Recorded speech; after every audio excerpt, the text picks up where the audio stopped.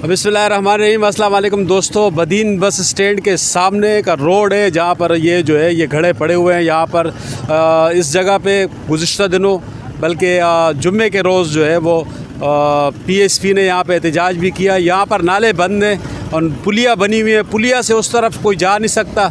जाने वाले अपनी गाड़ियाँ ले जाते हैं लेकिन पानी उसके नीचे से नहीं गुज़र सकता, जिसकी वजह से बहुत ज़्यादा मुश्किलात पब्लिक को होती हैं। पब्लिक को बहुत ज़्यादा और ख़ासकर पब्लिक ट्रांसपोर्ट को भी परेशानी है। रोड जो है बिल्कुल यहाँ पर अब थोड़ा बहुत ये जो सामने बस गुज़र रही है उससे ये इन्होंने मिट्टी डाली है। कल जो एहतजाज हुआ उस एहतजाज के बाद बल्दिया ने यहाँ पे काम किया, लेकिन काम जो थोड़ा बहुत होता है, जो थोड़ा बहुत काम किया जाता है वो जब किया जाता है जब पब्लिक एहतजाज करती है, और एहतजाज करने के लिए उसका कोई ना कोई थोड़ी बहुत उसके लिए मसले को सॉल्व करने की कोशिश की जाती है। आखिर ये अगर ये जो लोग कहते हैं कि हमारे पास इख्तियारात नहीं है, वसाइल नहीं है, तो एहतजाज करने के बाद वो लोग फिर ये वसाइल कहाँ से ले आते हैं? ये एक सवाल है जिसके लिए उन ज़िम्मेदारान को जवाब देना होगा।